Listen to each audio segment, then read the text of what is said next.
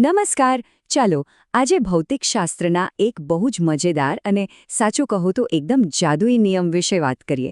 ફ્લેમિંગનો ડાબા હાથનો નિયમ. વિચારો કે એક વાયરમાંથી કરંટ પસાર થઈ રહ્યો છે અને એને આપણે એક મેગ્નેટિક ફિલ્ડમાં મૂકીએ તો એ વાયર ખસવા લાગે છે. પણ સવાલ એ છે કે કઈ દિશામાં, આમ, તેમ, ઉપર કે નીચે? આ સવાલ ભલે નાનો લાગે, પણ એનો જવાબ આપણી આસપાસની ટેકનોલોજીનો પાયો છે.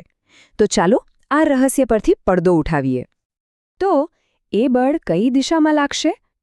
આનો જવાબ આપણને મળે છે ફ્લેમિંગના ડાબા હાથના નિયમથી.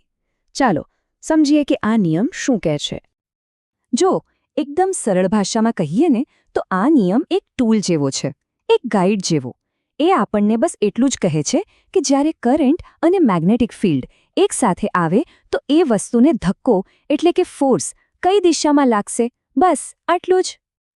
અને હવે આવે છે સૌથી મજેદાર ભાગ. આ નિયમ માટે કોઈ મોટા કેલ્ક્યુલેશનની જરૂર નથી. ના, ફક્ત આપણા ડાબા હાથની જ જરૂર છે. તો ચાલો બધા પોતપોતાનો ડાબો હાથ તૈયાર રાખો અને આપણે સાથે મળીને આ યુક્તિ શીખીએ. Okay, ready?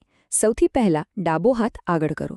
હવે તમારો અંગૂઠો, પહેલી આંગળી એટલે કે તર્જની અને વચ્ચેની આંગળી આ ત્રણેયને એવી રીતે ખોલો કે જાણે એ એકબીજા સાથે 90 ડિગ્રીનો ખૂણો બનાવતી હોય. અંગૂઠો ઉપર, પહેલી આંગળી સીધી સામે અને વચ્ચેની આંગળી તમારી બાજુમાં. બસ આ જ છે આખો ખેલ. આ પોઝિશન જ આ નિયમનો પાયો છે. સરસ, હાથ તો ગોઠવાઈ ગયો. પણ આ અંગૂઠો, આ પહેલી આંગળી, આ વચ્ચેની આંગળી, આ બધું શું બતાવે છે? ચાલો હવે આ કોડને ડીકોડ કરીએ.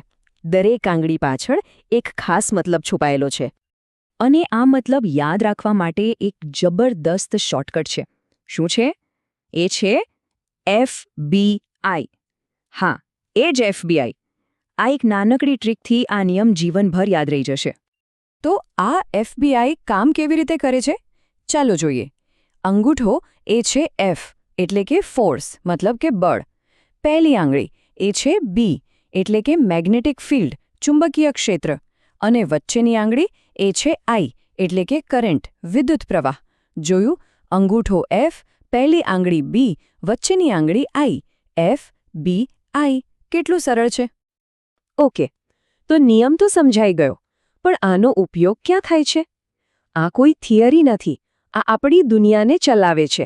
અને એનું સૌથી મોટું ઉદાહરણ છે ઇલેક્ટ્રિક મોટર. હા, એ જ મોટર જે દરેક જગ્યાએ છે.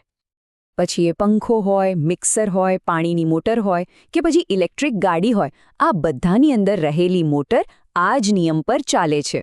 થાય છે શું કે મોટરની અંદર એક ગૂંચળું હોય છે જેમાં કરંટ વહે છે અને આ ગૂંચળું મેગ્નેટિક ફિલ્ડમાં હોય છે. બસ પછી ફ્લેમિંગનો ડાબા હાથનો નિયમ પોતાનું કામ કરે છે. એ ગૂંચળા પર ધક્કો મારે છે અને ગોળ ગોળ ફરવા લાગે છે. આ જ તો મોટરનો જાદુ છે. હવે અહીંયા ઘણા લોકો થોડા કન્ફ્યુઝ થાય છે, કારણ કે ફ્લેમિંગનો ખાલી ડાબા હાથનો નિયમ નથી, જમણા હાથનો પણ એક નિયમ છે. તો આ ડાબા અને જમણા હાથ વચ્ચે શું ફરક છે? આ સમજવું ખૂબ જ જરૂરી છે, નહીંતર ગડબડ થઈ શકે છે. ફરક બહુ જ સીધો અને સિમ્પલ છે. ડાબા હાથનો નિયમ આપણે મોટર માટે વાપરીએ છીએ. મોટર શું કરે? એ વીજળી લે છે અને એને ગતિમાં ફેરવે છે, બરાબર? હવે જમણા હાથનો નિયમ એનાથી બિલકુલ ઊંધો છે. એ જનરેટર માટે છે. જનરેટર ગતિનો ઉપયોગ કરીને વીજળી બનાવે છે. એટલે કે એક વીજળી વાપરે છે અને બીજો વીજળી બનાવે છે. આ એક લાઈન બસ મગજમાં ફિટ કરી લો. લેફ્ટ હેન્ડ એટલે મોટર, રાઈટ હેન્ડ એટલે જનરેટર. બસ આટલું યાદ રાખશો ને તો ક્યારેય કન્ફ્યુઝન નહીં થાય.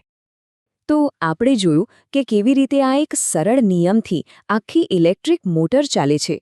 પણ જરા વિચારો, બળ, ચુંબકીય ક્ષેત્ર અને વિદ્યુત પ્રવાહ, આ ત્રણેયનો સંબંધ ખાલી મોટર પૂરતો સીમિત નથી. આ તો બ્રહ્માંડનો એક મૂળભૂત નિયમ છે. તો સવાલ એ છે કે આ જ સિદ્ધાંત આપણી દુનિયામાં બીજે ક્યાં અને કેવી રીતે કામ કરતો હશે? આના પર જરૂર વિચારજો.